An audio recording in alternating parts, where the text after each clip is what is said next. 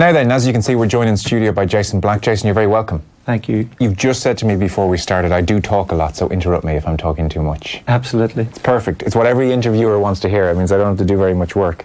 How do I class you? Is it extreme endurance athlete? No, I suppose I'm known as a global endurance athlete, which basically I take on endurance races globally. And they can be anything from mountains to rivers to long distance racing. So yeah, I just enjoy sport, enjoy Mother Nature, enjoy the challenge of the battle. Your headline achievement, looking in from afar, is you managed to climb and descend, because both are tough, K2. Is that your big achievement? Is that the one that people know you most for? That was last year. Yeah, I suppose, I've been in this industry for a long number of years, probably 25 years in total. And, the headline really started with Everest in 2013. People sat up and realised, wow. And then you become, taken a little bit more serious. And then, I suppose, for me, as a mountaineer, a purist mountaineer growing up in Donegal here in Ireland, for me, K2 was always K2, and it was the Mountaineer's Mountain, and it was the one that was revered as the most fearsome mountain in the world. And I set course on that, and I was very privileged and honoured to summit and survive K2 last year. It's not a normal way, I suppose, a conventional way to make your way through the world. So I'm curious as to how you arrived at this lifestyle choice, because you're a family man, you've 4 children, and these are dangerous pursuits, and they're difficult pursuits. Yeah, really difficult, require sacrifices. You said sport is your salvation.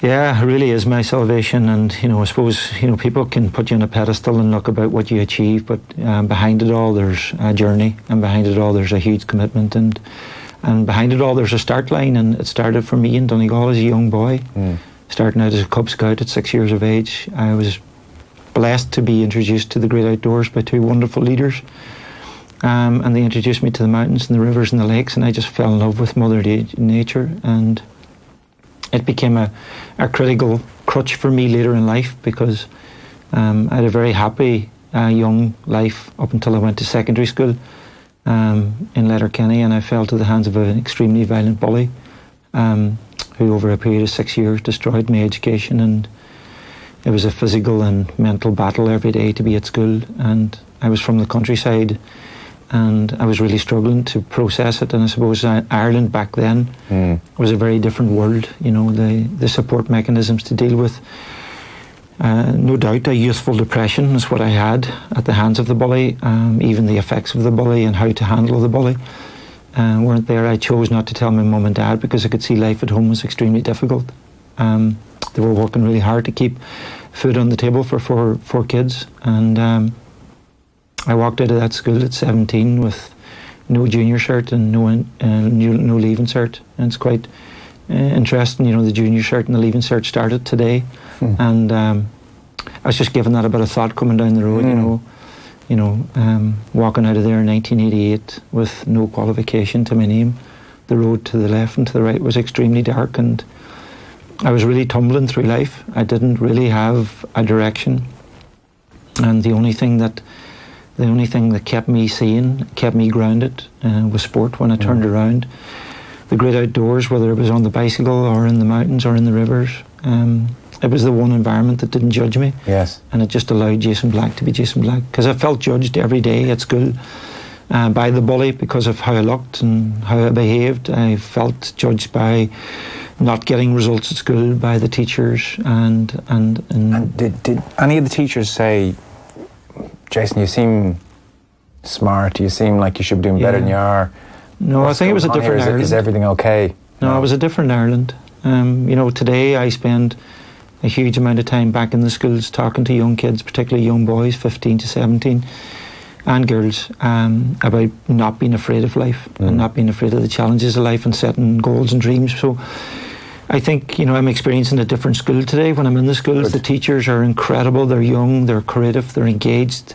The students respect them. There's an open line of communication to the teachers and to the students today.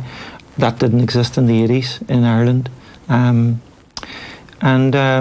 Sad as it was, I missed an education, not because I was a stupid young fella. I lost the love for school. I just lost the love for being there. Well, I can imagine.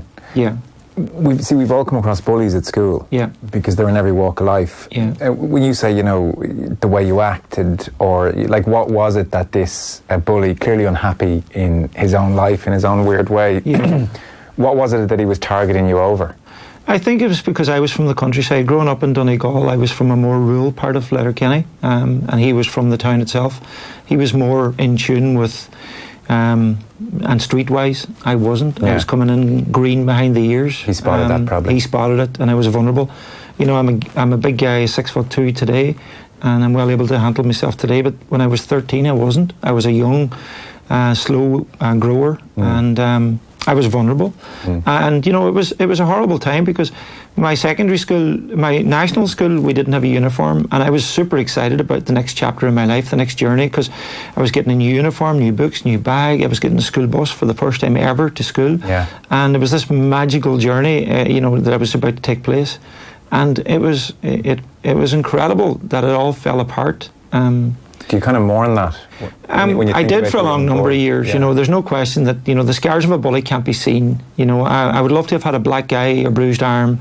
I would love to have, a cut, and somebody could have asked the question, because I wasn't creative or courageous enough to say help, and it's probably my biggest regret, if I'm being very honest.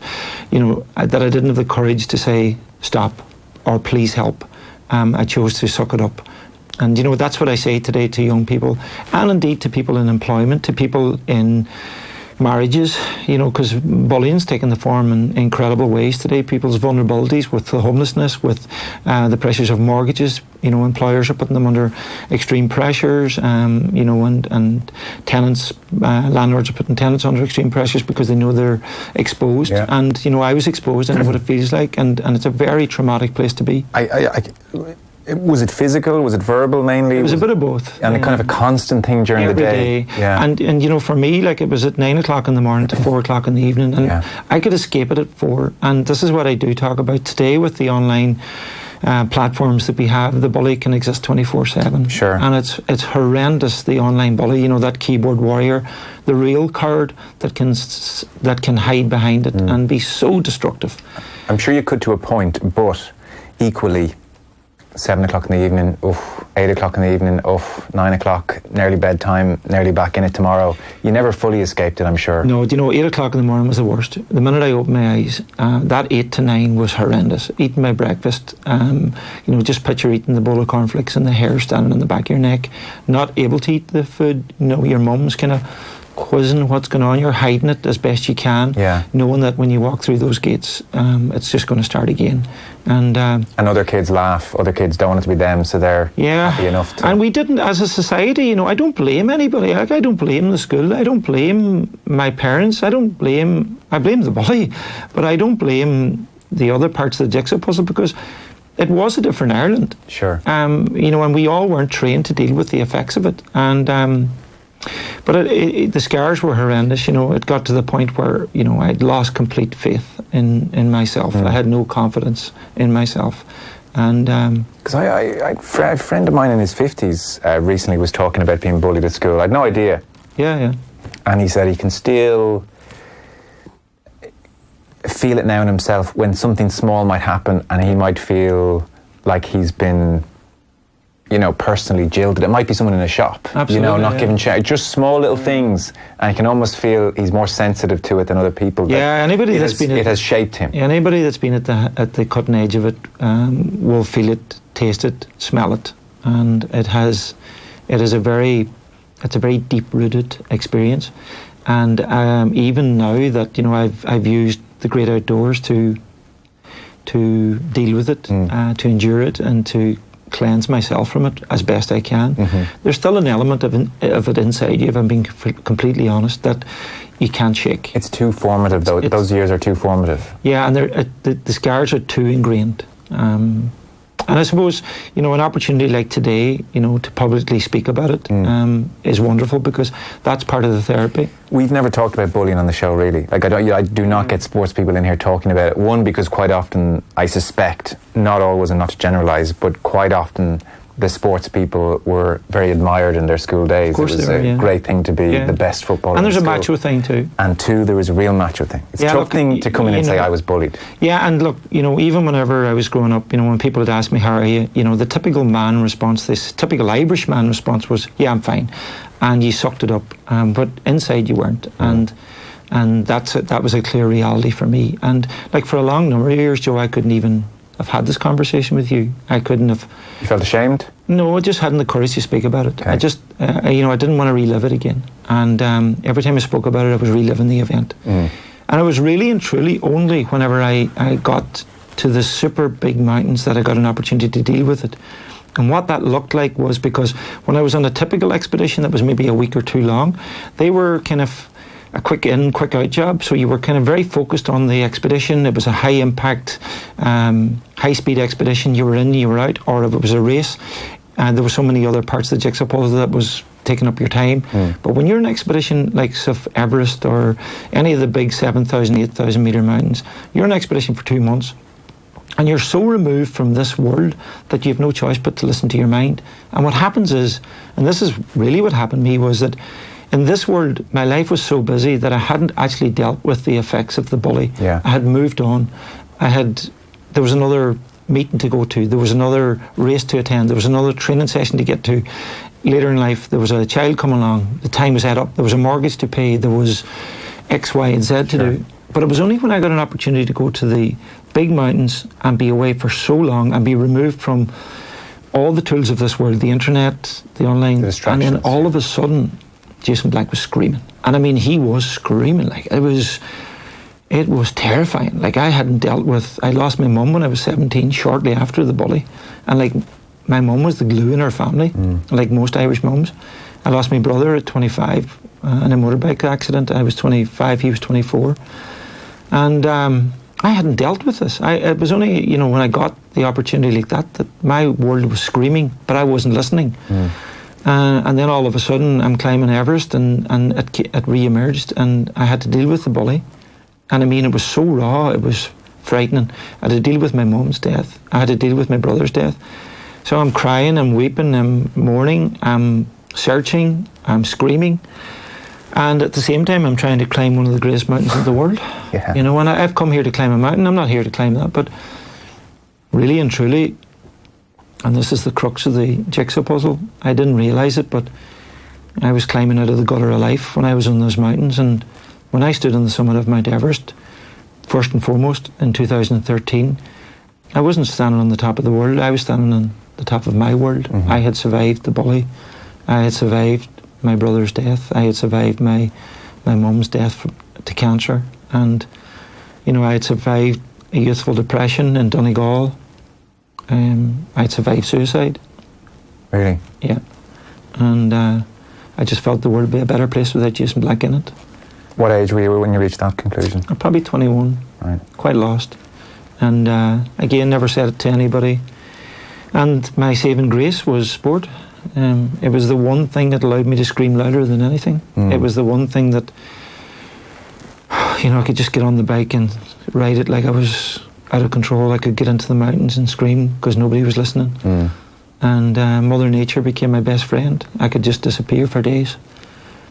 And people ask me today, why do I still continue to do what I do? Because the best version of Jason Black exists in that environment. And it's not to say that I don't enjoy the world the way I have it today. I do, I love it. I've created a great world for myself and my family. I love the world, I love the people I'm around. I share the world with extremely, extremely positive people, and I choose not to share it with negative people. And but it was a dark time. When I stood on the summit of that world, I had survived, and when I held that Irish flag above my head, it meant more to me than the summit of Mt Everest, and then to go on to the big one, then K2, and I was following in the footsteps of Jared MacDonald from Limerick. Jared had got there in 2008, and unfortunately never got down. And I got an opportunity to meet Jared's family, and I'd unconsciously been following Jared's footsteps as a mountaineer. His apprenticeship and my apprenticeship nearly matched each other, with Alaska and Africa and all the different climbs he had taken on. I was 5 or 6 years behind him, and you know, when I stood there that day, the pride that I felt on the summit of K2 was incredible, you know, just knowing that he had got there and I was there, and then the fear hit me. You know, the fear of, I'm only halfway there, I've got to get off this thing, you know. If we take it in bite-sized chunks, Everest in 2013, where on the one hand you're dealing with the fallout from your childhood and your mother's death and your brother's death, and then you're trying to also deal with the physical demands of trying to climb Everest. 8,000 plus meters, temperatures minus 30 degrees, which we can discount. You know, we think, well, you've got your gear, it can't be that cold. But I saw you even say the inside of your nose and your gums can go to pieces. How difficult was it to climb Everest? How difficult did you suspect it would be, and what was the reality? It was really hard. I chose to do the north side of Mount Everest, so I went through Tibet and China and up through the Rumbuk side, so really challenging side. I chose deliberately to do that. I'd been training on the south side for several years leading up to the climb, and I'd witnessed the kind of the prostitution that was going on the southern side of the mountain, with the discarding of waste, with the commercialisation that was growing at the time, and unfortunately we witnessed it very sadly over the last few weeks. But I decided that as a purist climber and as a skilled mountaineer, that if I was going to be climbed, it would have to be on the northern side, where in essence the safety net was removed. It was just me, my ability, my skill level to survive the mountain, and that meant a lot to me, because I'd kind of spent most of my life like that. I had to rely on Jason Black to survive, and if I was going to take on Mount Everest, it was going to be on those terms. When you talk about what's going on now on the Nepalese side, I think we've all seen the photographs in recent weeks, and it does look like a long queue for some kind of tourist attraction. And there have been 11 deaths in May, and two of them Irishmen, which is really awful, and not what Everest, even from a mythical point of view, is meant to represent. It's a really relevant point, Joe. You know, it's very, very sad to see what's happened at the minute. 4 large Nepalese companies have just become commercial giants there and have turned it into a commercial cash cow. And unfortunately, they purchased 391 permits this year from the Nepalese government and chose to sell them to unvetted mountaineers. A large majority of them were good, strong, committed mountaineers. You know, the sad thing about it is in 2016, the mountain was being guided by 80% Westerners, who generally were extremely experienced mountaineers, who would have had a very finely tuned vetting process, and you would have had small teams, hand-picked, hand-selected, with a good chance of success. And this year was a prime example where you had 20% guided by Western climbers and 80% by Nepalese climbers. When you put 391 permits purchased, and you put one Sherpa per climber, that means you had nearly just short of 800 people pushing for the summit inside 40 hours. In a track above 8,000 metres, that's just the width of your boots. You could see that people were queued for 18 hours. Oxygen levels last for about 14. It's assisted oxygen. I know from talking to some of my climbing friends, a lot of people ran out of oxygen. Sherpas had to give up their oxygen, and it was a disaster. And it was horrible to witness it, that mountaineering was brought into the gutter over the head of greed, first and foremost, and egotistic. There was people in that mountain that shouldn't have been on that mountain, because they were driven to the fact that they want to be able to beat their chest and say that they climb Mount Everest, and were doing it for all the wrong reasons. There is almost like it's a CEO excursion, so they can put it on their LinkedIn element to the whole thing. You do have that suspicion with someone. Yeah, and that's a reality, and let's not avoid the elephant in the room. That's the truth. And there's that trophy that people perceive it to be. It's certainly not a trophy. You know, Everest only gives you the permission to survive it. You don't summit it. You don't conquer it. I've heard the word conquer being used. You never conquer any of these things. You're given permission to survive, and that's it. And if you choose to dance with that devil too many times, it will catch you. You have to respect it. Yeah, very much so. Fast forward to last year and K2. K2 is about 150 metres shorter than Everest. Yeah. But 20% steeper. Start steep, finish steep. To put it in context, if we're talking about the numbers now climbing Everest, So since Edmund Hillary went up, 4,833 people, give or take, whenever I got this last stat, 4,830 odd people have summited Everest. Yeah. Fewer than 400 have gone up K2 since 1954. 340 people have summited K2. Okay. This is a different beast. Well, if you put that in context, the global community of mountaineers that exist in the world, only 340 have ever got up. And many has tried. And it's just a different animal. I tried it in 2015. I got hit with an avalanche above Camp 3, took out all my gear, my oxygen stove, gas, everything was gone. Yeah. Expedition was over, had to turn around, walk away. And I treated it like a stone in my shoe.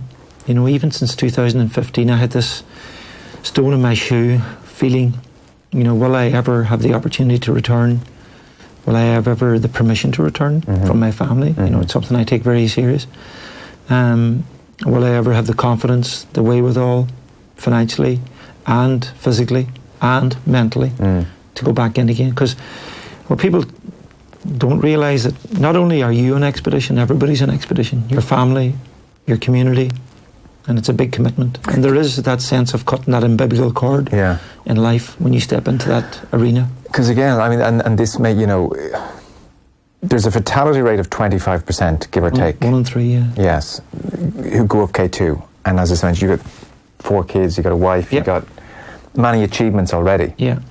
And so does any part of you sit and, spend time with yourself and ask, well, Jason, these are the risks, this is what you're potentially going to put your family through.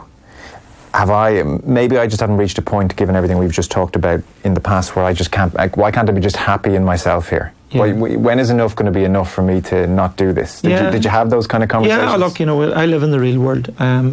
There's no question, and I'll admit it, and I admit it publicly. Mountaineers that climb 8,000 metre mountains on a regular basis tend to be very selfish because it's an exposure. And as I said earlier, if you dance with the devil enough times, the devil will beat you. I have to be content with what I've achieved to date on as far as 8,000 metre mountains. The 2 biggest in the world are bagged for me. I suppose for me, if I'm very honest, I did take the measured steps to stay as safe as I could, and what that looks like is I'd spent 25 years training for it. My preparation was meticulous, physically and mentally. I climbed with an exceptional team that was developed over 2 years, 10 of the best mountaineers in the world, and to make that team for me was just incredible. So I knew the team I was with had serious substance. And I've always believed in life that if we can control what we can control, there's elements of life that we can't control. Like I'm just about to start a race over the next few days, 2,500 kilometres around the coastline of Ireland, and God willing, I'll safely get around it, but there could be a situation that I might not. It's not that I recklessly do what I do. I suppose what I call more reckless is people that tend to do what they do and not prepare for it. But I genuinely take measured steps to make sure I come home. And I have a promise with my wife, Sharon, who's 50% the success of what I do, because if I didn't have that support at home, it would be useless. Yeah. And we both made a promise to each other that if I ever get to a point that it's not making sense, so if I get to a point in the mountain that it's not making sense, the weather's broken down, my health is broken down, the expedition's just not working, well then you have to turn around. The mountain's going nowhere, I can come back, I'll have another opportunity to come back.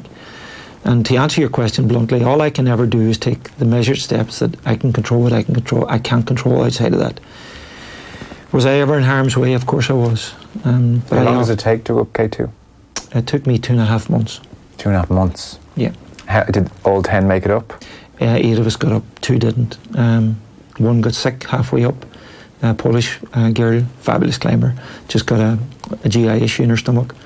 And Dan, one of the most tragic situations was that Dan was sitting eating a butterscotch sweet in Camp 4 and broke the side of his tooth as we were just getting ready to push to the summit. And the poor guy had spent nearly 2 months on the mountain preparing, and because he exposed his nerve, he had no choice but to drop down. And can you imagine what that feels like? So a simple butterscotch sweet, he was sitting eating it, broke the side of his tooth, exposed the nerve, minus 30 degrees. game over. Had to drop down. That's hard to digest. Yeah, look, very tough, and poor Dan, it's just heartbreaking, and but look, it was incredible. And even at Camp 4, you don't know, is it on? You don't know, is it possible? There was a Japanese team that decided to go with us on the day. They weren't meant to go, and they weren't actually climbing with any Sherpa. They lost a climber. I witnessed that. Japanese climber, another girl in the same team, washed out all her oxygen. I got her at 8,200 metres, completely just about to unclip from the rope because she had lost all the oxygen, and she had lost conscious decision as to where she was. And I got her oxygen from the shoulder at 8,400 metres and saved her life. And it was what's the protocol there? Are you meant to stop and help people? I suppose this is the reality. I suppose, when Jeremy Donald decided to stop in 2008, when the rest of his team decided to descend and they survived and he didn't. But I suppose his human instinct was to stop. I suppose as an Irishman, it's very much built into us. And for me, when it was happening for me with the Japanese girl, it was like, oh my God, this is like deja vu for Jeremy Donald. And but I have it all recorded on GoPro, and I watched it just there not too long ago for the first time, and it was harrowing to watch somebody that exposed herself at 8,200 metres and was about to unclip and ended all because she didn't consciously know where she was. Whenever, what people don't understand is whenever you remove the amount of oxygen that's available in the atmosphere from your body.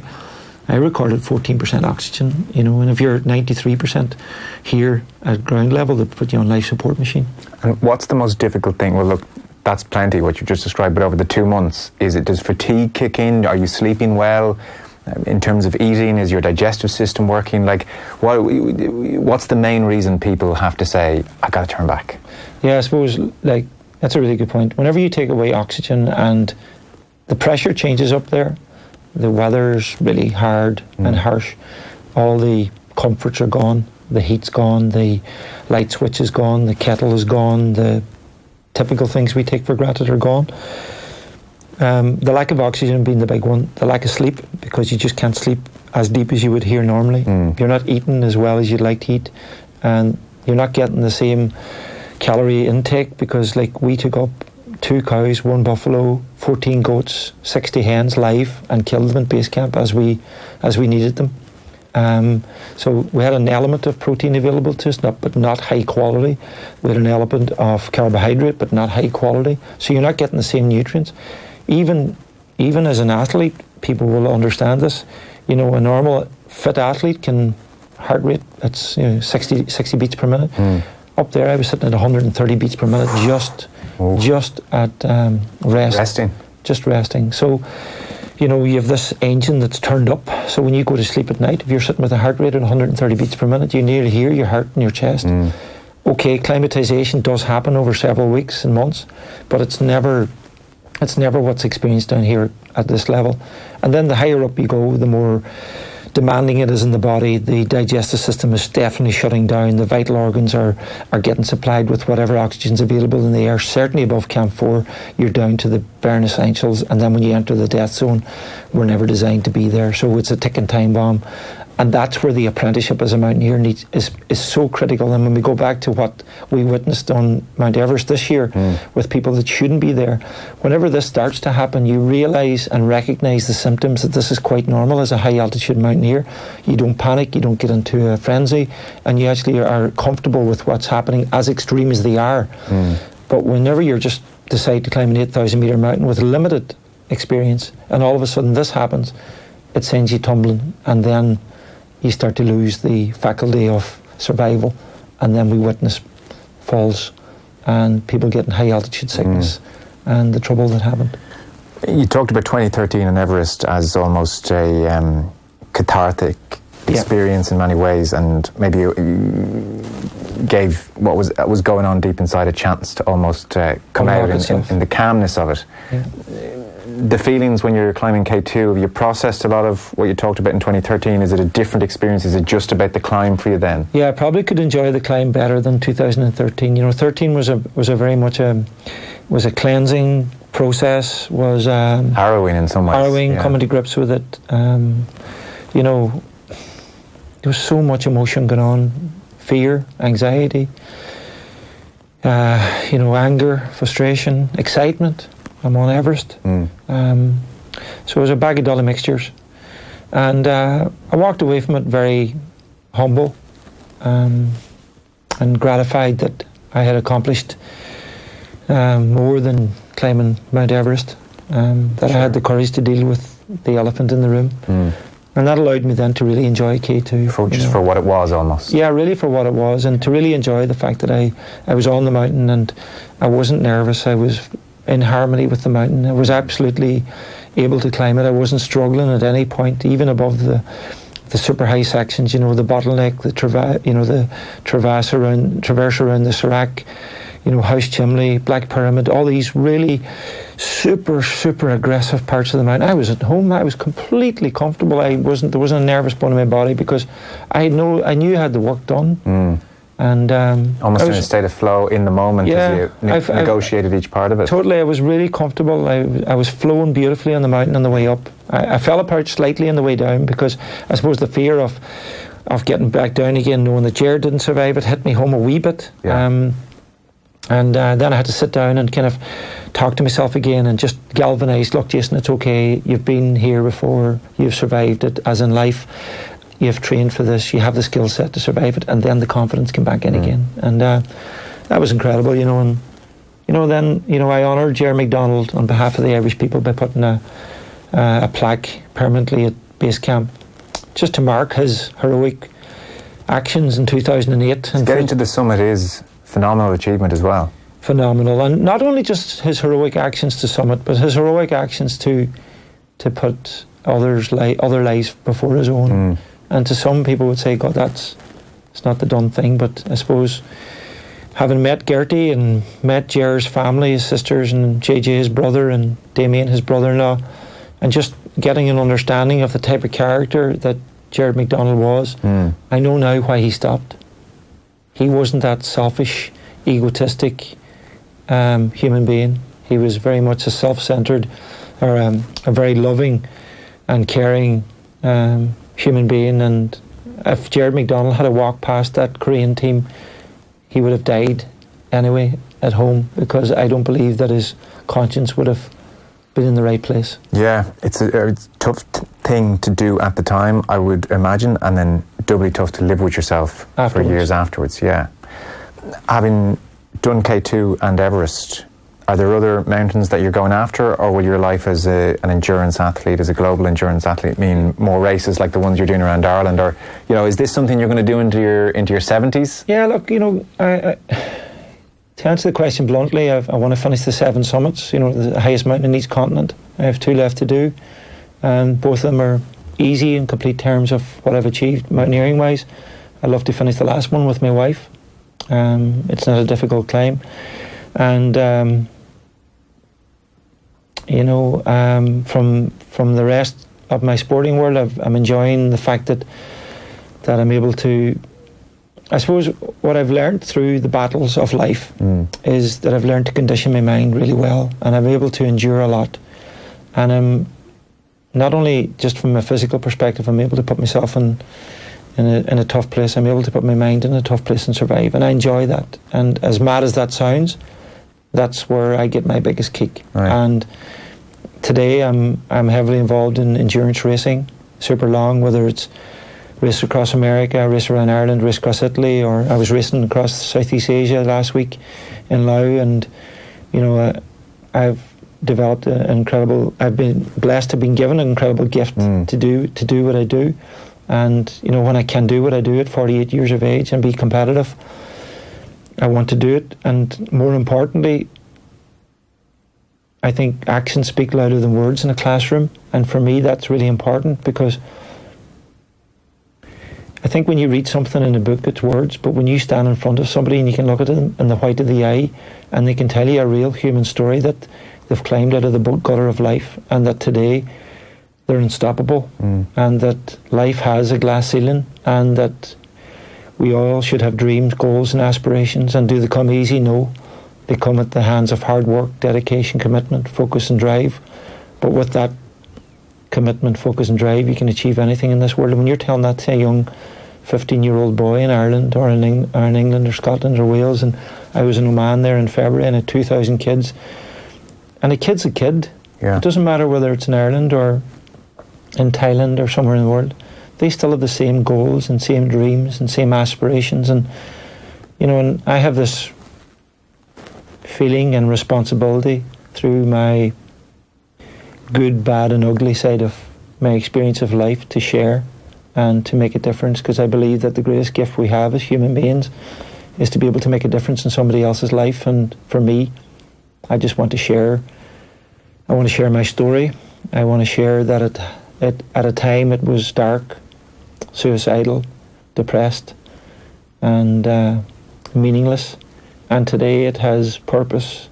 It has a life, it has a colour, it has a smell, it has a taste, and it has commitment.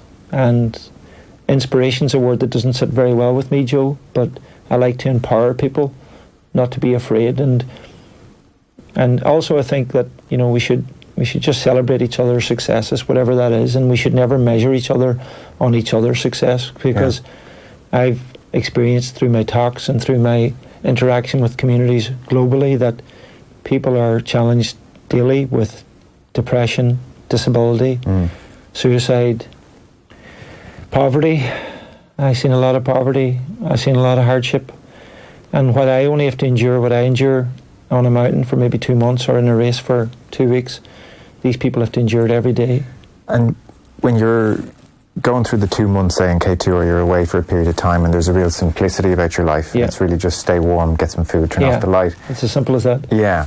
Is there something very appealing about that? How does the modern world feel in comparison? It is two worlds. You step back into a very aggressive, very hungry, very busy world, very modern world, very connected world.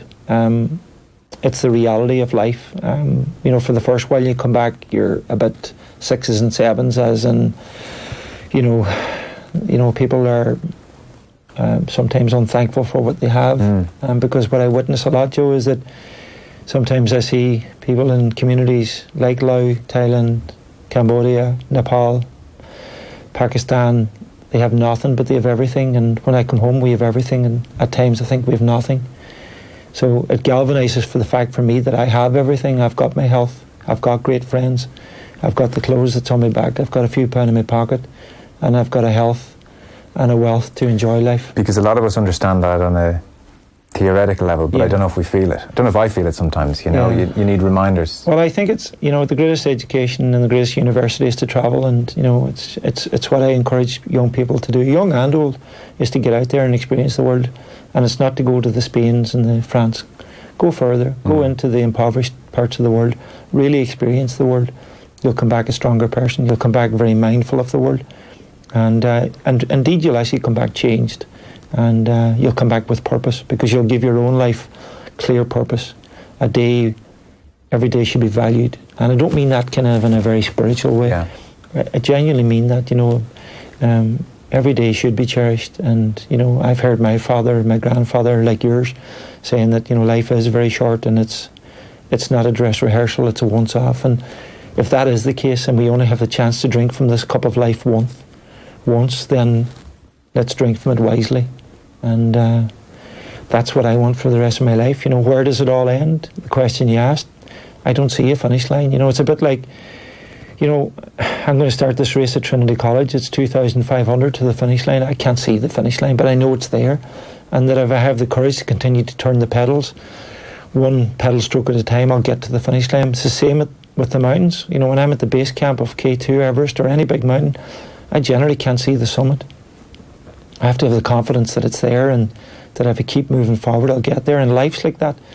You know, I say to young kids that are sitting into the junior cert, leaving cert at the minute, or, you know, going for an interview, or worried about a relationship, or worried about life, it's just, you can't see the finish line of life, but have the courage to believe in yourself.